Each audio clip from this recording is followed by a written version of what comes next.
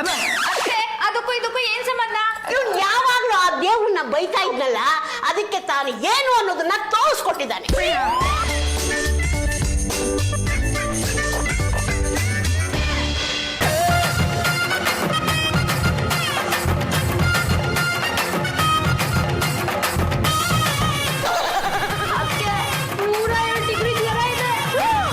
ಓ ಮೈ god, ಅತ್ತೆ ನಾನು ಹೀಗೆ ಬಿಟ್ರೆ ಪರ್ಮನೆಂಟ್ ಆಗಿ ಮನೆಗೆ ಬರ್ತಾರೆ.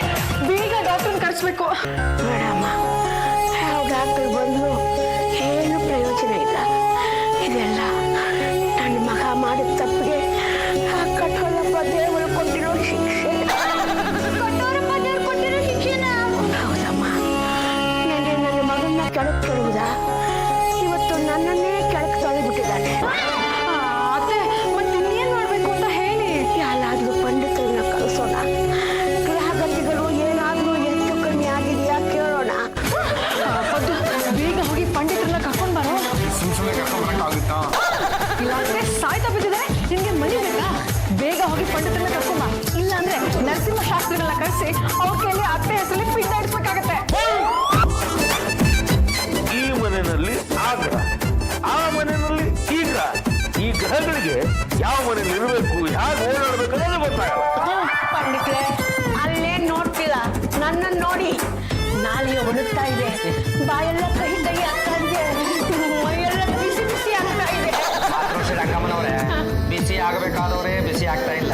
ಈ ವಯಸ್ಸಲ್ಲಿ ನೀವ್ ಯಾಕೆ ಬಿಸಿ ಆಗಕ್ ಹೋದ್ರೆ?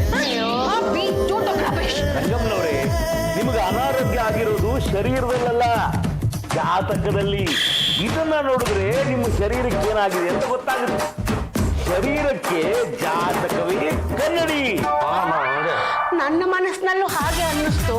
ನೀವು ಅದನ್ನೇ ಹೇಳ್ತಾ ಇದ್ದೀರಾ. ಈ ನನ್ನ ಮಗ ಎಡವಟ್ಟು ಸುಮ್ಮನಿರಲಾಗದೆ ಕಠೋಳಪ್ಪ ದೇವರನ್ನ ಎದುರು ಹಾಕೊಂಡ್ಬಿಟ್ಟ.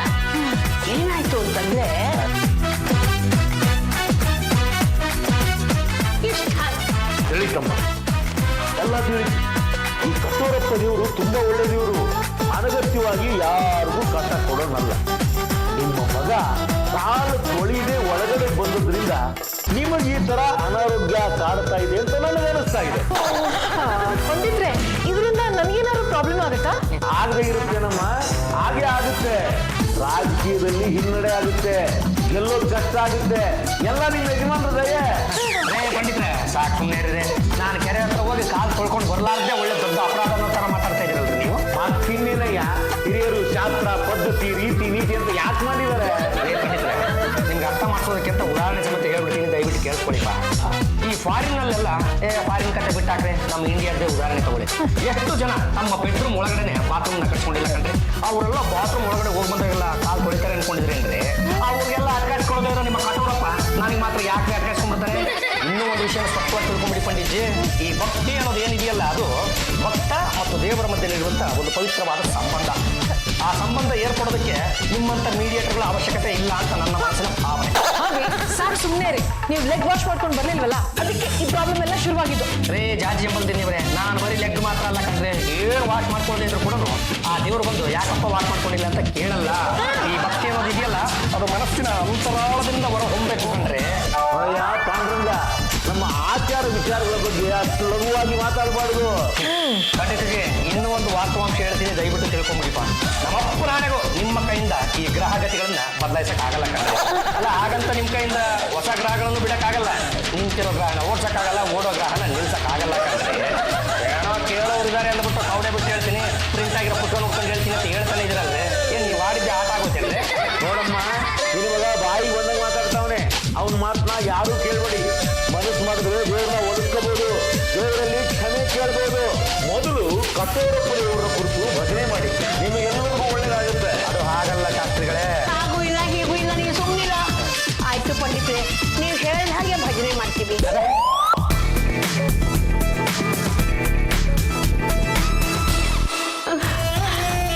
ಚಂಪಾ, ಜ್ವರ ಬಂದು 3 ದಿನ ಆಯ್ತು.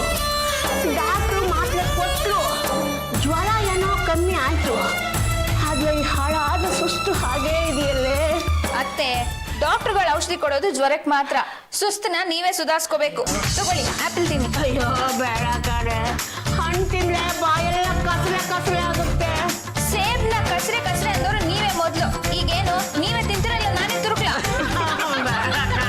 ಅತ್ತೆ ತಗೊಳ್ಳಿ. ರಂಗತ್ತೆ ಆಪಲ್ ನಾವು ಒಬ್ಳೆ ತಿಂತಿದ್ಯಲ್ಲ, ಹಣ್ಣನ್ನ ಹಂಚ್ಕೊಂಡು ತಿನ್ಬೇಕು ಅಂತ ನಿಂಗೆ ಅನ್ನಿಸ್ಲೇ ಇಲ್ವಾ? ಕಾಗೆಗಿಂತ ಕಡ ಆಗ್ಬಿಟ್ರೆ ಹೇಗೆ? ಹಂಚೋದೇನ ಬಂತು, ಎಲ್ಲ ನೀನೇ ತಿನ್ನ. ತಟ್ಟೆ ಕೈ ಹಾಕಿದ್ರೆ ಚಾಕು ನಿನ್ ಹೊಟ್ಟೆಲಿರುತ್ತೆ. ರಂಗತ್ತನೇ ಹೇಳಿದ್ರಲ್ಲ ಎಲ್ಲ ನೀನೇ ತಿನ್ನು ಅಂತ. ಈಗ ಹಣ್ಣು ತಿನ್ನಕ್ ನಿನಗೇನೋ ದೊಡ್ಡ ರೋಗ? ದೊಡ್ಡ ರೋಗ ಬಂದವ್ರು ಮಾತ್ರ ಹಣ್ಣು ತಿನ್ಬೇಕಾ? ಮೊದ್ಲು ಸುಸ್ತಾಗಿರೋ ಸುಧಾರಿಸ್ಕೊಳ್ಳಿ, ಆಮೇಲೆ ಮಿಕ್ಕಿದ ಪಕ್ಕಿದೆಲ್ಲ ನೀನೇ ಮುಖ್ಯವಂತೆ. ಏನಪ್ಪದ್ದು? ಜಾಜಿಯವ್ರೆ, ನಿಮ್ಗೊಂದು ಕೆಟ್ಟ ವಿಷಯ ಹೇಳ್ಬೇಕು ಅಂತ ಕರೆದೆ, ಹೇಳ ಬೇಡ್ವಾ? ಹೇಳೋದಕ್ಕೆ ಅಂತಾನೆ ಕರೆದಿದ್ಯಾ, ಹೇಳು ಅಂತ ಹೇಳು. ಸುಮ್ನೆ ಹೇಳಕ್ಕಾಗುತ್ತಾ? ಹೇಳದೆ ಕೆಟ್ಟ ವಿಷಯ, ಅದಕ್ಕೆ ಮನಿ ಬೇರೆ ಕೊಡ್ಬೇಕಾ? ಹೇಳ. ರಾಜೇಶ್ವರಿ ಇದ್ದಾಳಲ್ಲ, ಅವಳು ಎಲ್ಲ ವಿಷಯದಲ್ಲೂ ತುಂಬಾ ಮುನ್ನಡೆ ಸಾಧಿಸ್ತಾ ಇದ್ದಾಳೆ. ಸಾಧಿಸ್ಲಿ ಬಿಡು, ಯೋಗ್ಯತೆ ಇದೆ, ಸಾಧಿಸ್ತಾರೆ. ಸ್ವಲ್ಪ ಡೋಂಟ್ ರಬಿಶ್. ಆ ರಾಜೇಶ್ವರಿ ಮುಂದೆ ಬರೋದು ಕಾರಣ ಹವಿನೇ ಒಳಗಡೆ ಹೆಲ್ಪ್ ಮಾಡ್ತಾ ಇರ್ತಾರೆ. ಸಾಕು ಸುಮ್ಮನೆ. ಎಲ್ಲ ಹೆಣ್ಮಕ್ಳು ಮುಂದೆ ಬರೋದಕ್ಕೆ ನಮ್ಮ ಯಜಮಾನ್ರ ಕಾರಣ ಅಂದ್ರೆ ನಮ್ಮ ಯಜಮಾನ್ರ ಮಾನ ಮರ್ಯಾದೆ ಏನಾಗಬೇಕು? ಹವಿ ಈ ಕಠೋರ ಪದ್ಯಗಳನ್ನ ಬೈದು ಎಗನೆಸ್ಟ್ ಮಾಡ್ಕೊಳ್ಳೋದಕ್ಕೆ ಇದೆಲ್ಲ ಆಗ್ತಾ ಇರೋದು. ನೀನೆಲ್ಲ ಸರಿಯಾಗಿದೆಯಾ ಮಂಜಾಜಿ? ಇದೆಲ್ಲ ಆಗ್ತಾ ಇರೋದು ಪಾಂಡುರಂಗನಿಂದಲೇ. ಅದಕ್ಕೆ ಪ್ರಾಯಶ್ಚಿತ್ತ ಆಗಬೇಕು. ಯಾವ ರೀತಿ ಪ್ರಾಯಶ್ಚಿತ್ತ ಮಾಡಿಸ್ಬೇಕು? ಹೋಮ ಹವನ ಮಾಡಿಸ್ಬೇಕಾ ಅಥವಾ ಸಾವಿರಾರು ಜನಕ್ಕೆ ಊಟ ಹಾಕ್ಸ್ಬೇಕಾ? ದೇಹದಂಡನೆ ಆಗಬೇಕು. ಫಿಲಮ್ನಲ್ಲಿ ಅಣ್ಣವ್ರ ಕಟ್ಟಾಕೊಂಡು ಚಾಟಲಿ ಚಾಟಾರ ತೊಳಿತಾರಲ್ಲ, ಹಾಗೆ ನಾವು ಪಾಂಡನ್ ಕೊಡುವುದಾ? ಇಲ್ಲಪ್ಪ, ಸ್ವಯಂ ದೇಹದಂಡನೆ ಆಗಬೇಕು. ಗಾಜಿನ ಚೂರುಗಳ ಮೇಲೆ ಪಾಂಡುರಂಗನ ನಡೆಸಬೇಕು. ಮಾಡಿದ್ರೆ ಕಾಲಿಗೆ ಸಿಕ್ಕಾಪಟ್ಟೆ ರಕ್ತ ಬರುತ್ತೆ. ಬರ್ಲಿ ಬಿಡಮ್ಮ, ಆ ನೋವು ಕಟ್ಟೋರ ಪುಣೆಯವರಿಗೆ ತಲುಪಿ ಪಾಂಡುರಂಗನಿಗೆ ಪ್ರಾಯಶ್ಚಿತ್ತ ಆಗುತ್ತೆ. Very simple. ನಾಳೆನೆ ಹಬಿನ ಗ್ಲಾಸ್ ಪೀಸಸ್ ಮೇಲೆ ನಡೆಸ್ಬಿಡ್ತೀನಿ.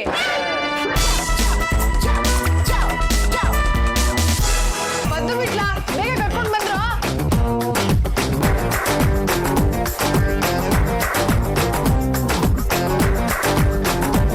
ಬಿಡ್ಲಾ? ಬಟ್ಟೆ ಬಿಚ್ಚ.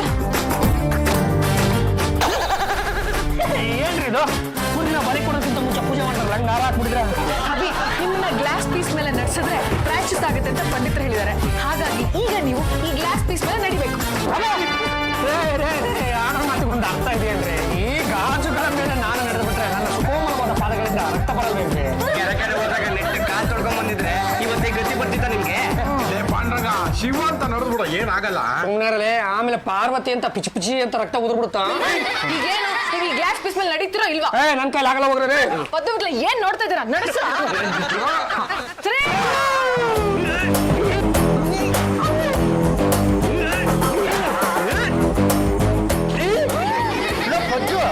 ಗಾಜು ಚುಚ್ಚಿದ ಕಾಯಿಗೆ ಬಾಯಿಂದ ರಕ್ತ ಬರ್ತಿದ್ದೀರಾ?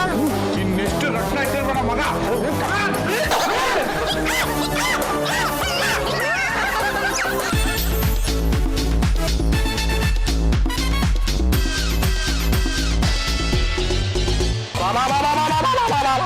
ಈಗ ಅದೇನಾಯ್ತು ನಿಮ್ ಬಡ್ಕತ್ತಾ ಇದ್ದೀರಾ?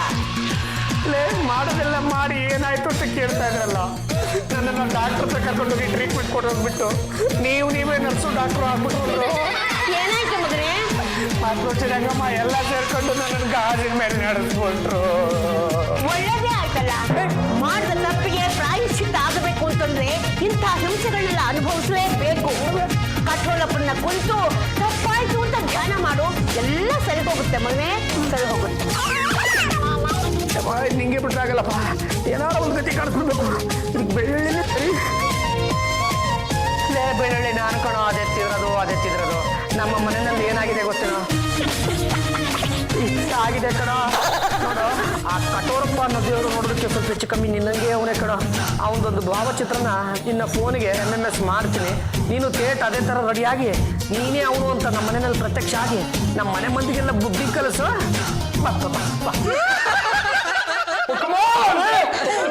ಏನಪ್ಪ ಮನೆ ಮಂದಿ ಎಲ್ಲ ಭಕ್ತಿಯಿಂದ ಭಜನೆ ಮಾಡಿದ್ರೆ ಕಟ್ಟೋರಪ್ಪ ದೇವ್ರು ಬಂದೇ ಬರ್ತಾನಲ್ವಪ್ಪ? ತಪ್ಪಿ ಆ ಕಠೋರಪ್ಪ ದೇವ್ರು ಏನಾದ್ರು ನನ್ನ ಮುಂದೆ ಪ್ರತ್ಯಕ್ಷ ಆಗಿಬಿಟ್ರೆ ಪೂಜಾರಿ ಕೆಲಸ ಕೊಡು ಅಂತ ಕೇಳ್ಕೊಂಬಿಡು. ಎಲ್ಲರೂ ಭಕ್ತಿಯಿಂದ ಭಜನೆ ಮಾಡಿ ಲಪ್ಪ ಲಪ್ಪ ಕಠೋ ಲಪ್ಪ ಲಪ್ಪ ಲಪ್ಪ ಕಠೋ ಲಪ್ಪ ಲಪ್ಪ ಕಠೋ ಲಪ್ಪ ಲಪ್ಪ ಲಪ್ಪ ಕಠೋ ಲಪ್ಪ.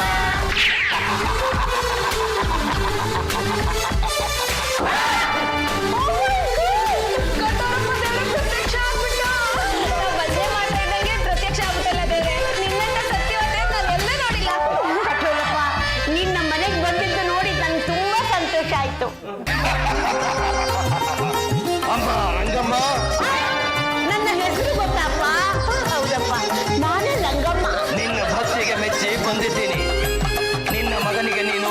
ಕೊಡ್ತಾ ಇದೀಯಾ? ಅವನು ಕೆರೆಯಿಂದ ಬಂದಾಗ ಕಾಲು ತೊಳೆಯಲಿಲ್ಲ ಅನ್ನೋ ಏಕೈಕ ಕಾರಣಕ್ಕೆ ಅವನಿಗೆ ತೊಂದರೆ ಕೊಡ್ತಾ ಇದೀಯಾ? ಅದು ತಪ್ಪಲ್ವಾ ತಂದೆ? ವರುಣ ದೇವನ ಕೃಪೆ ಇಲ್ಲದೆ ಕೆರೆಯಲ್ಲಿ ನೀರು ಕಡಿಮೆಯಾದರೆ ಅದು ಪಾಂಡುರಂಗನ ತಪ್ಪ? ರಂಗಮ್ಮ, ಮೊದಲು ನಿನ್ನ ಸಂಸಾರವನ್ನು ಸರಿ ಮಾಡ್ಕೋ, ಆಗ ಎಲ್ಲವೂ ಸರಿ ಹೋಗುತ್ತದೆ. ಹೇಳು ದೇವರೇ, ನಾನು ಏನ್ ಮಾಡ್ಬೇಕು ಅಂತ? ನಿನ್ನ ಸೊಸೆಗೆ ಸರಿಯಾಗಿ ಬುದ್ಧಿ ಕಲಿಸು. ಗಂಡ ಹೆಂಡತಿ ಸರಿಯಾಗಿ ಸಂಸಾರ ಮಾಡಿದರೆ ನಿನ್ನ ಮಗನಿಗೆ ಒಳ್ಳೆಯದಾಗುತ್ತದೆ. ಇಲ್ಲದಿದ್ದರೆ ಈ ಮನೆಗೆ ಭವಿಷ್ಯವಿಲ್ಲ, ಗಂಡುಗಳಿ ವಂಶ ನಿರ್ನಾಮವಾಗುತ್ತದೆ. ನಿನ್ನ ಸೊಸೆಯಿಂದ ಈ ಮನೆಯ ಬಾಗಿಲು ಮುಚ್ಚುತ್ತದೆ. ಎಚ್ಚರಿಕೆಯ ಮಾತುಗಳನ್ನು ಹೇಳಿದ್ದೇನೆ, ಸರಿಯಾಗಿ ಪಾಲಿಸು. ಇದರಿಂದ ನಿಮ್ಮ ಕುಟುಂಬ ವರ್ಗಕ್ಕೆ ಒಳ್ಳೆಯದಾಗುತ್ತದೆ.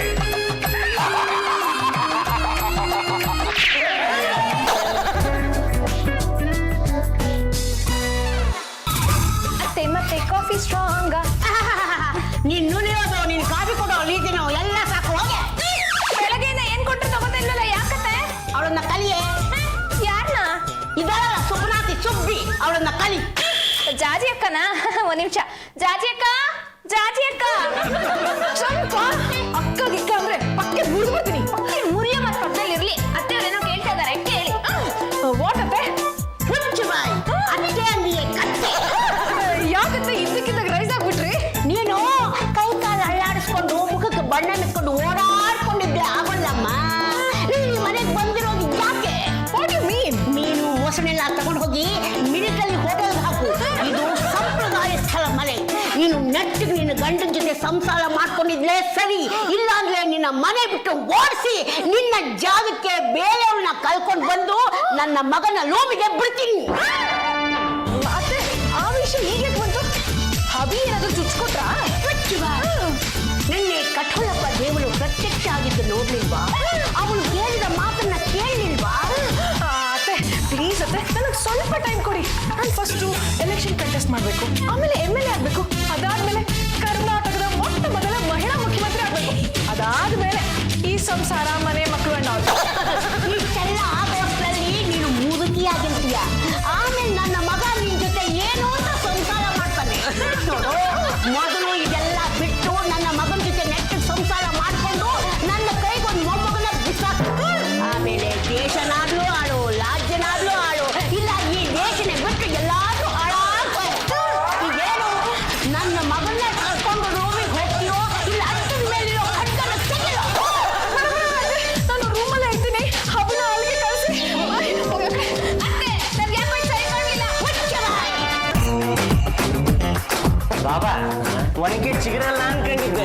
ನಿನ್ ಜೀವನದಲ್ಲಿ ಒನಕೆ ಚಿಗುರು ಬಿಡ್ತದೋ? ಏನ್ ಹೇಳ್ತಾ ಇದ್ರಪ್ಪ ನೀವಿಬ್ರು? ನಿನ್ನ ಬಾಗಿದ ಬಾಗ್ಲು ತೆಕ್ಕೊಂಡ್ಬಿಟ್ಟಿದೆ. ಜಾಜಿ ಅವರು ನಿನ್ನ ರೂಮ್ ಬರೆಯಲಿದ್ದಾರೆ. ಹೋಗ್ರ ಯಾವ ಪುರುಷಾರ್ಥಕ್ಕೆ ಅಂತ ನಾನು ಅವ್ರ ರೂಮ್ಗೆ ಹೋಗ್ಲು? ನಿಮ್ಗೆ ಗೊತ್ತಿರೋ ವಿಚಾರ ತಾನೆ. ಅಲ್ಲಿ ನೋಟ್ ಮಿಷನ್ ಅಂತ ಬೋರ್ಡ್ ತಗ್ಲಾಕ್ಬಿಟ್ಟವ್ರು. ನೋಟ್ ಮಿಷನ್ ಬೋರ್ಡ್ ತೆಗೆದಿದ್ರೆ ಹೋಗ್ರಿ. ನೋಡ್ರು, ಕಣ್ಣು ಬಿಟ್ಟು ನೋಡ್ರು, ಡಾನ್ಸ್ ಡಾನ್ಸ್ ಮೊದಲಲ್ಲಿ ಹೀರೋನ ಗಾಜಿನ ಮೇಲೆ ಡಾನ್ಸ್ ಮಾಡಿಸ್ತಾಗೆ ನೀವೇ ನನ್ನ ಗಾಜಿನ ಮೇಲೆ ನಡೆಸ್ಬಿಟ್ಟಿದ್ರಲ್ಲ, ಹೇಗೆ ನಡ್ಕೊಂಡು ಹೋಗ್ಲಿ? ಈ ಅಪ್ಪನ ಅದೃಷ್ಟನೋ ದುರದೃಷ್ಟನೋ ಒಂದು ಗೊತ್ತಿಲ್ಲ ಕಣ. ಒಳ್ಳೆ ಗಳಿಗೆ ಬಂದಿದೆ, ಕಾಲ್ ನೆಗದು ಬಿದ್ದು ಕೂತಿದೆ. ಈ ಕುಂಟ ಕಾಲ್ ಇಟ್ಕೊಂಡು ರೂಮ್ಗೆ ಹೋಗೋದು ಏನ್ ಪ್ರೀತಿ ಮಾಡ್ತಾರೋ ಏನು? ಬಿಟ್ಲ, ಅದೆಲ್ಲ ನಮ್ಗೆ ಯಾಕೋ. ಮಸಾಲೆ ದೋಸೆಗೆ ಅಂತ 200 ರೂಪಾಯಿ ಕೊಟ್ಟಿದ್ದಾರೆ. ಈ ಲಗೇಜ್ನ ತಕೊಂಡೋಗಿ ರೂಮಲ್ಲಿ ಬಿಸಾಕಣಪ್ಪ.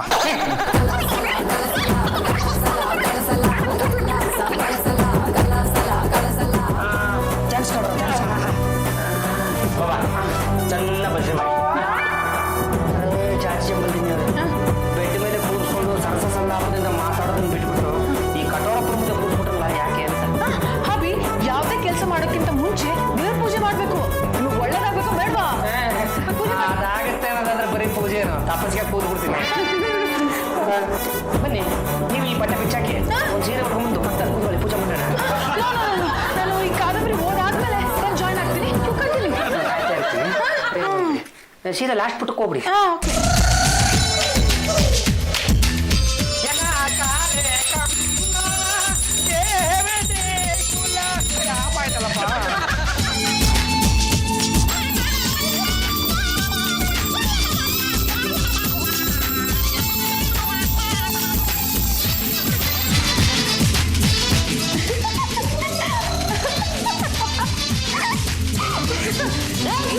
ಅದೇನ್ ನೀನು ಕಿಸಿ ಕಿಸಿ ಕಿಸಿ ಅಂತ ಕಿಸಿಕಿದ್ಯಾ? ನಂಗೆ ತುಂಬಾ ಸಂತೋಷ ಆಗ್ತಿದೆ ಅತ್ತೆ. ಅವಳಿಗೂ ರೂಮ್ ಹೋದ್ಲೆ ನಿನಗ್ಯಾಕೆ ಸಂತೋಷ ಆಗ್ಬೇಕು? ನೀವೇನೋ ಅವ್ರಿಬ್ರನ್ನ ರೂಮ್ ಕಳ್ಸಿದ್ರಿ, ಅದೇ ಏನಾಗ್ತಿದೆ ಅಂತ ನೀವೇ ಹೋಗಿ ನೋಡಿ. ಅದನ್ನೆಲ್ಲ ನಾನು ನೋಡಕ್ಕಾಗುತ್ತೇನೆ, ನೀನೇ ಹೇಳೆ. ಅಲ್ಲಿ ನಿಮ್ ಸೊಸೆ ಅಮ್ಮ ನಿಮ್ ಮಗನ್ ಕೈಲಿ ಕರ್ಪೂರ ಹೂವು ಗಳಗಂಟೆ ಕೊಟ್ಟು ಕಟೋರಪ್ಪನ್ ಪೂಜೆ ಮಾಡು ಅಂತ ಹೇಳಿ ಅವಮ್ಮ ಕಾದಂಬರಿ ಓದ್ತಾ ಇದಾರೆ. ಚಪ್ಪಲ್ ತಿನ್ನಿ. ಮೈ ಗಾಡ್ ಅತ್ತೆ, ನಾನು ಪೂಜೆ ಮಾಡ್ತಾ ಇದ್ದೀನಿ. ನೀನ್ ಪೂಜೆ ಮಾಡಿ ಸಾಕು, ಬಾಳೆ ಈಚೆ. ಓ ಮೈ ಗಾಡ್ ಅತ್ತೆ, ಯಾಕೆ ಇಷ್ಟೊಂದು ಶೌಟ್ ಮಾಡ್ತಾ ಇದ್ದೀರಾ? ಮೊದ್ಲೇ ನಿಮಗ್ BP, ಆಮೇಲೆ ಹಾರ್ಟು ಢಮ್ ಅಂದ್ಬಿಡುತ್ತೆ. ಅಂದ್ಬಿಡುತ್ತೆ.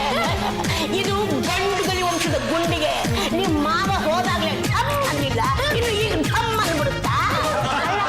ನಿನ್ನ ಗಂಡನ ಜೊತೆ ನೆಟ್ಟು ಸಂಸಾರ ಮಾಡ್ಕೊಂಡು ಹೋಗುವಂತ ಲೋಮ ಕಳಿಸಿದ್ರೆ ನಿನ್ನ ಗಂಡನ ಕೈಯಲ್ಲಿ ತಾಳ ಕೊಟ್ಟು ಟೆನ್ ಟೆನ್ ಟೆನ್ ಟೆನ್ ಅಂತ ಭಜನೆ ಮಾಡಿಸ್ತಾ ಇದೀಯಾ? ಯಾರು ಚುಚ್ಚಿದ್ದು? ಯಾಕೆ ನಾನು ಚುಚ್ಕೊಡ್ಬೇಕು? ನಾನೇನು ಆಡೋ ಹುಡುಗಿನ, ನನಗೆಲ್ಲ ಗೊತ್ತಾಗುತ್ತೆ. ಇನ್ನು ನಿನಗೆ ಈ ಮನೆ ಸ್ಥಳ ಇಲ್ಲ.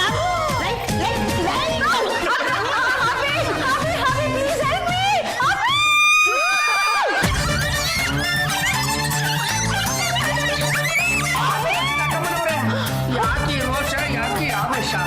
ಹುಚ್ಚ ಬಾಯಿ, ನೀನು ಸರಿಯಾಗಿದ್ದಿದ್ದೆ ಇವ್ರು ಯಾಕೋ ಹೀಗೆ ಆಡ್ತಾ ಇದ್ರು? ಕಠೋಳಪ್ಪ ಹೇಳಿದ ಮಾತನ್ನ ನಡೆಸ್ಕೊಳ್ದೆ ಹೋದ್ಮೇಲೆ ಇವ್ರು ಯಾಕೋ ಈ ಮನೇಲಿ ಇರ್ಬೇಕು? ಏನಾಡಿ ಮಾತ್ರ ರಂಗಮ್ಮನವ್ರೆ, ಈಗ ನಾನು ಮೊದಲಿಗೆ ಭಜನೆ ಮಾಡ್ಬೇಕಂತೆ, ಇವರು ಆಮೇಲೆ ಮಾಡ್ತಾರಂತೆ, ಇಬ್ರು ಮಾಡಾದ್ಮೇಲೆ ಇವನು ಚಂದಮಾಮನ್ನ ತೋರಿಸ್ತೀನಿ ತೋರಿಸ್ತೀನಿ ಅಂತ ಹೇಳ್ತಾ ಇದ್ದಾಳೆ. ನೀನು ಇವತ್ತು ಕಾಣುತ್ತೆ ನಾಳೆ ಕಾಣುತ್ತೆ ಅಂತ ನಿನ್ನ ಪಾಲನ್ನೇ ಅಮಾವಾಸ್ಯೆ ಕತ್ತಲ ಮಾಡ್ಕೊಂಡ್ಬಿಟ್ಟೆಲ್ಲೋ. ಇನ್ನು 3 ದಿವಸ ಕೊಡಿ, ಇವರು ನಮಗೆ ಪಾಲಿಗೆ ಬೆಳೆದಿಂಗ್ಲಾಕತ್ತಾರೆ. ಎಲ್ಲ ರೆಡಿ ಮಾಡ್ಕೊಳ್ಳಿ. 3 ದಿನ ಟೈಮ್ ಕೊಡ್ತೀನಿ, ಅಷ್ಟರಲ್ಲಿ ನೀವಿಬ್ರು ಒಂದಾಗಿದ್ಲೇ ಸರಿ. ಇಲ್ಲ ಅಂತಂದ್ರೆ ಇವಳನ್ನ ಮನೆಯಿಂದ ಆಚೆ ಓಡಿಸೋದೆ, ಆ ಜಾಗಕ್ಕೆ ಚಂಪನ್ನ ತಳ್ಳೋದೆ. ನಡಿ.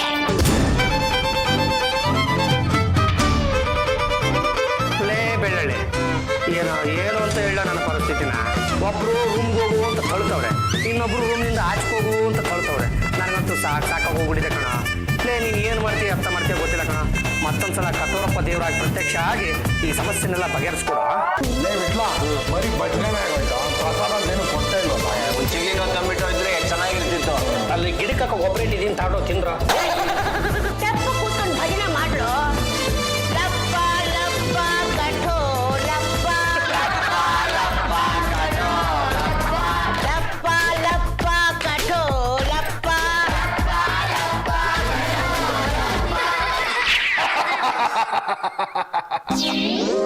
ಎಲ್ಲರಿಗೂ ಶುಭವಾಗಲಿ.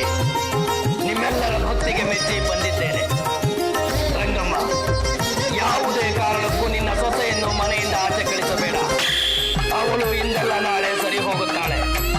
ಅಷ್ಟೇ ಅಲ್ಲ, ಇನ್ನು ಮುಂದೆ ನಿನ್ನ ಮಗನ ಕೈಯಿಂದ ಇಲ್ಲದ ಪೂಜೆಗಳನ್ನು ಮಾಡಿಸಬೇಡ. ಇದು ಕತೆ ಮಾತು.